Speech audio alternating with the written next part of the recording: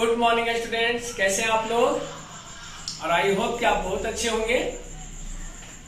दोस्तों, आज हम आपके सामने एक नया वीडियो, एक नए टॉपिक के साथ आया हूं, जिसका नाम है रिफ्रैक्शन ऑफ लाइट। मैं हूं रत्नेश कुमार और आप देख रहे हैं स्टडी क्लासेस।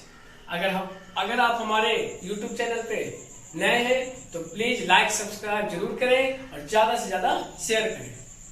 तो आइए स्टूडेंट्स, हम जानते हैं आज के इस टॉपिक के बारे में कि रिफ्रैक्शन ऑफ लाइट है क्या और इसके कुछ लॉज होते हैं वो भी जानेंगे।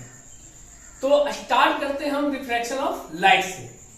सबसे पहले बच्चों ये बताओ, रिफ्रैक्शन क्यों होती है, क्या जरूरत पड़ी इस रिफ्रैक्शन को।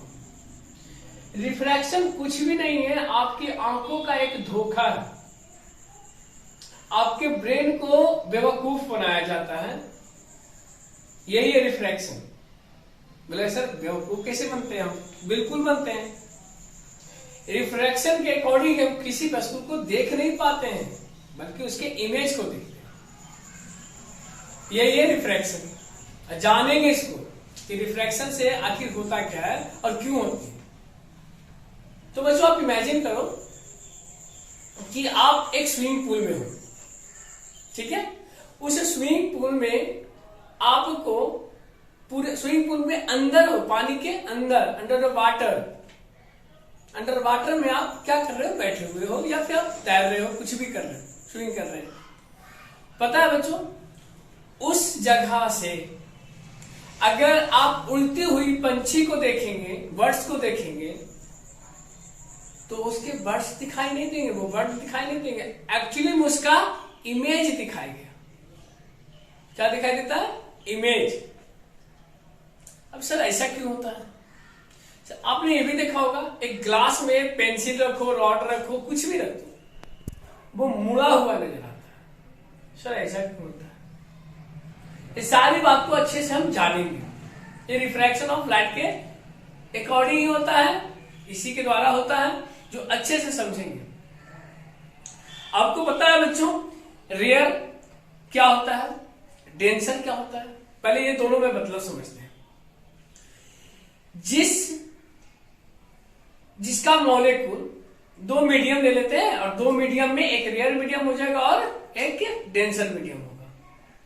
तो बच्चों, जिसका मॉलिक्यूल दूर दूर हो, ठीक है, पास पास ना हो, वो रेयर मीडियम होगा।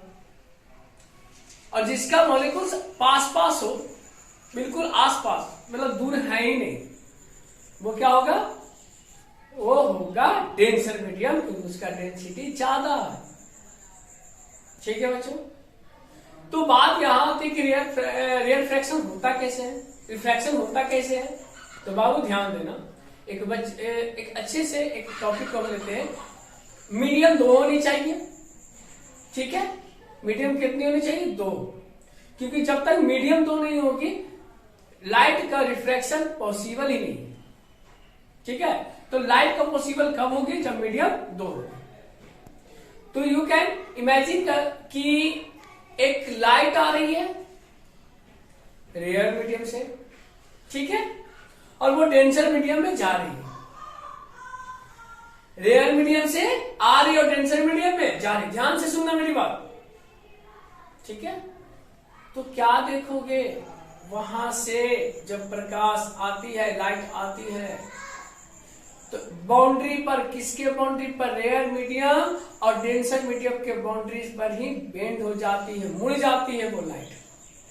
वो अपने ओरिजिनल पाथ से भटक जाती है, उसे जहां होना चाहिए वहां नहीं होती है। तो सर वहां क्या होती है, वो मुझे क्यों दिखती है? वहां पे उस ऑब्जेक्ट का इमेज होता है, जो हम देख पाते हैं। एक्चुअली होता क्या है ना, जहां से लाइट आ रही है ना, हमें लगता है ऑब्जेक्ट वही है। जहां से लाइट आ रही है हमें लगता है ऑब्जेक्ट वही है। हमें क्या, मेरे पूरे ब्रेन को ही लगता है कि ऑब्जेक्ट वही है, इसलिए हमें वो दिखाई देता है। लेकिन रियलिटी क्या है? रियलिटी क्या है? वो वस्तु वहां पर प्रेजेंट ही नहीं है, उसका इमेज हम देखते हैं, वो सेटल हो जाता है। समझिए इस बात को। ये एक सोर्स ऑफ लाइट है, इस सोर्स ऑफ लाइट से, देखिए ये एयर है, ये एक एयर मीडियम है।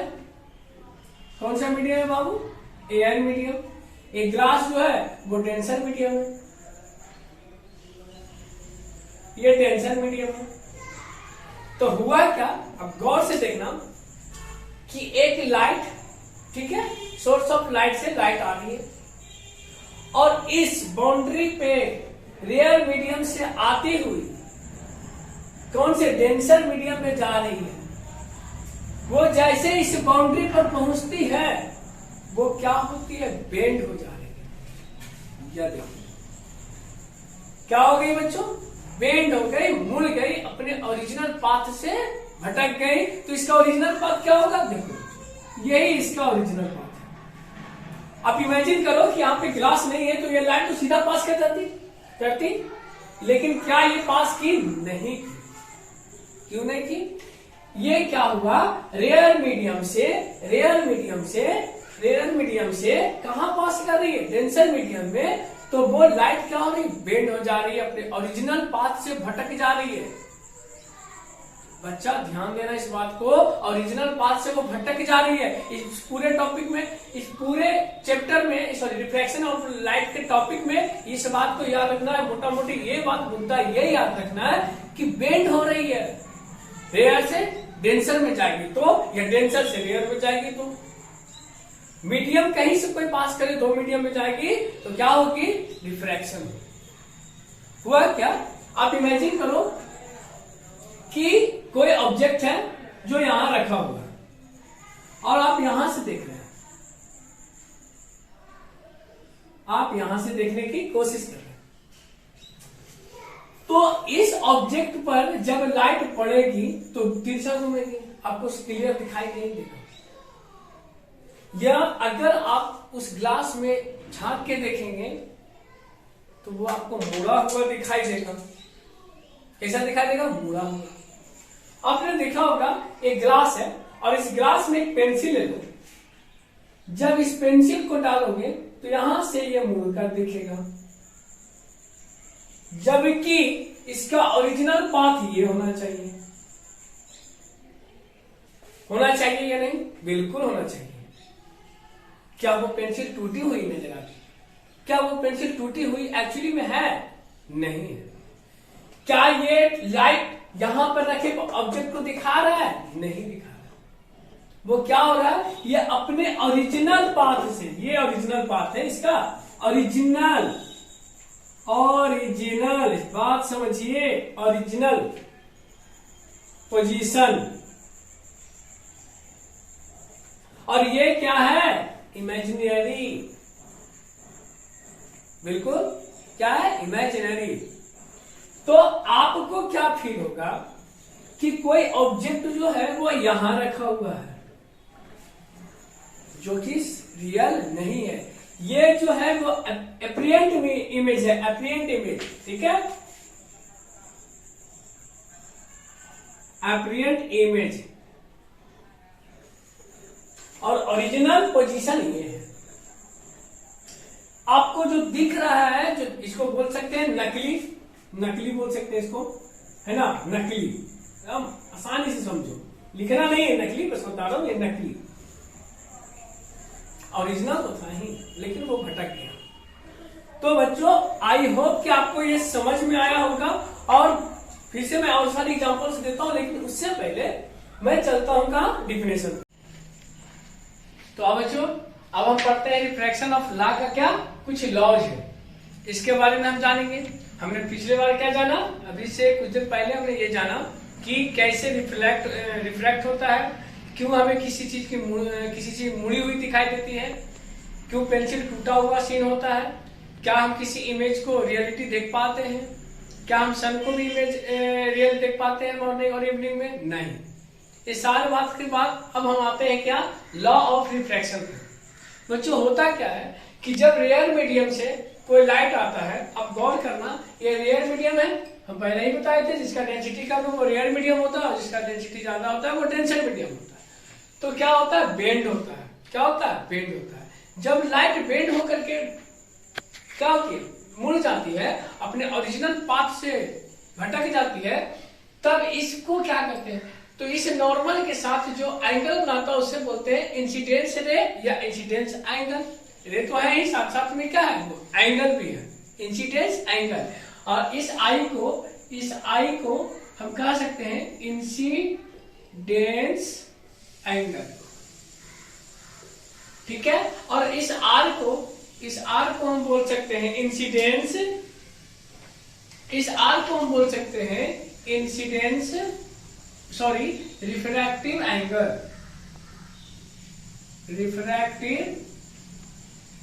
एंगल, ठीक है बच्चों। तो आर समझना, आई समझना। आई क्या है आपका, with respect to normal angle बना रहा है, क्या इंसिडेंस एंगल। और जो रिफ्रैक्ट होने के बाद जो एंगल बना रहा है आर, उसे हम क्या कहते हैं, रिफ्रैक्टिव एंगल, ठीक है बच्चों। होता क्या है, कहता है the incident ray, refracted ray and the normal to the interface of two media at the point of incidence all lie on the same plane. ये नॉर्मल ले लीजिए, ठीक है, जो दिख रहा है। ये इंसिडेंस एंगल ले लीजिए या इंसिडेंस ले लेते हैं, और रिफ्रैक्टिव ले लेते हैं। ये तीनों एक ही प्लेन पे लाई करती है। सिंपल सा लॉजिक है, सिंपल सी बात याद रखना है। फिर से हम बोले, क्या हमने बोला, incidence ray, refracted ray and the normal lie on the same plane, okay. दूसरा क्या कहता है दोस्तों, the ratio of the sine of the angle of incidence, incidence का जो एंगल होगा, sine of the angle of refraction, यानी क्या, आई और R, is a constant. That means sine I upon sine R is equal to क्या होती है, constant. अगर आई बढ़ेगी तो आर भी बढ़ेगी, जितना आई बढ़ाओ उतना आर बढ़ेगा। हर हालत में, हर केसेस में आपका जो एक वैल्यू आएगा वो कैसा आएगा, कांस्टेंट आएगा। और सबसे इसके बाद जो इंपॉर्टेंट बात मैं बोलने जा रहा हूं उसको ध्यान से सुनना। मैंने क्या बोला, sine I upon sine R is equal to constant, ठीक है। आप एंगल बढ़ाओ आई का तो एंगल आर भी बढ़ेगा, हर केस में वो क्या होगा, वो कांस्टेंट होगा। और इसी कांस्टेंट को हम बोलते हैं, डिनोट करते हैं एन से। किससे बाबू, एन से। किसे, एन से। और इस एन को बोलते हैं रिफ्रैक्टिव इंडेक्स। क्या बोलते हैं, रिफ्रैक्टिव इंडेक्स, ठीक है। आप बात समझो, यहां तक दोनों बात समझ में आई कि क्या होता है दो इसके लॉज। हमने बोला साइन आई बढ़ेगा तो आर भी बढ़ेगा, और जब भी कभी दोनों को डिवाइड करेंगे तो हमेशा क्या मिलेगा, हमें कांस्टेंट मिलेंगे। और उस कांस्टेंट को हम डिनोट करते हैं किससे, एन से। और इस एन को कहते हैं क्या, रिफ्रैक्टिव इंडेक्स। क्लियर है। चलो अब आगे थोड़ा सा आते हैं, थोड़ी सी बातें जो बताते हैं। हुआ क्या, the refractive index of the second medium with respect to the first medium. देखो रिफ्रैक्टिव इंडेक्स है। हुआ क्या कि जब हमने एक बात याद करो, हमने ये बोला था कि लाइट का स्पीड क्या होती है, कम होती है, डिक्रीज होती है। कब, जब एक मीडियम से दूसरे मीडियम में जाती है, रिफ्रैक्ट होती है तब। तो मान के चलो कि इस इंसिडेंस रे का v1 है, ठीक है, वेलोसिटी v1, और इसका क्या मान लेते हैं, v2 मान लेते हैं। क्या मान लेते हैं, एक का हमने माना v1 और एक का हमने क्या माना, v2। तो क्या हुआ क्या, ये 2n1 क्या है, ये कह रहा था refractive index of the second medium, यानी सेकेंड मीडियम, उसके बाद क्या है, n1। n1 क्या है, with respect to the first medium, first medium के रिस्पेक्ट में सेकेंड मीडियम में क्या हो रहा है, रिफ्रैक्ट हो रहा है। तो क्या होगा, यहां भी होगा 2n1, हम लिख सकते हैं 2n1 इक्वल टू, यहां हमने क्या लिखा था, sine I upon sine R, यहां भी सिंपल होगा v1 अपॉन v2, ठीक है। कुछ भी मत करो, ऊपर से नीचे आ रहा है v1 अपॉन v2, नीचे से ऊपर जाएगा तो v2 अपॉन, यानी हम कह सकते हैं कि n1 n2 equal to v2 upon v1। We can say, clear है। बस यहां पर यह समझना होगा कि मीडियम कहां से कहां प्रवेश कर रहा है। 2n1 दूसरा से पहला जा रहा है, ठीक है, और पहला से दूसरा बजाना, यानी ऊपर से नीचे और नीचे से ऊपर, इसी को बोलते हैं V1/V2, यहाँ भी V2/V1। कोई दिक्कत? अच्छी बात, समझ में आ रहा है? पूरा क्लियर? अब है ही नहीं कुछ, इसमें कुछ भी नहीं है, जितना था उतना हमने क्या कर दिया, बता दिया। आई होप को आपको ये वीडियो समझ में आया हो, आपको ये पूरा टॉपिक समझ में आया हो, और बहुत सारे चीजें जो हम आगे चलेंगे। अभी हमने इसके कुछ एग्जांपल्स हैं, वो देख लो। Twinkling of stars, pool of water, rainbow formation, camera lenses, ये सब जो होता है वो क्यों होता है? रिफ्रैक्शन ऑफ लाइट के कारण होता है। क्लियर है? रिफ्रैक्शन ऑफ लाइट के रीजन से ही होता है ये सारा चीज। लेकिन हम आगे जो लाइनें आपके लिए लाएंगे वो ये बताएंगे कि रेनबो फॉर्मेशन होता कैसे है, सनसेट के समय और सनराइज के समय में लाल क्यों दिखाई देता है।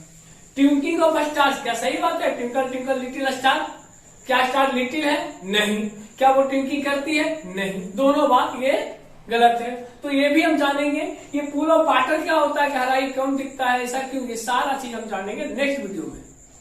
ठीक है, तो तब तक आप इसे भी नोट आउट कर लें, और अगर हमारा वीडियो आपको पसंद आ रहा है तो आप ज्यादा से ज्यादा लाइक करें, शेयर करें और कमेंट जरूर करें। क्या दिक्कतें आ रही है जरूर बताएं हमें। ठीक है बच्चों, तो बस सिंपल सी बात है, इसको आप क्लियर कर लें। तो आप इसे नोट करें। तब तक के लिए अच्छे रहिए, बहुत अच्छे रहिए।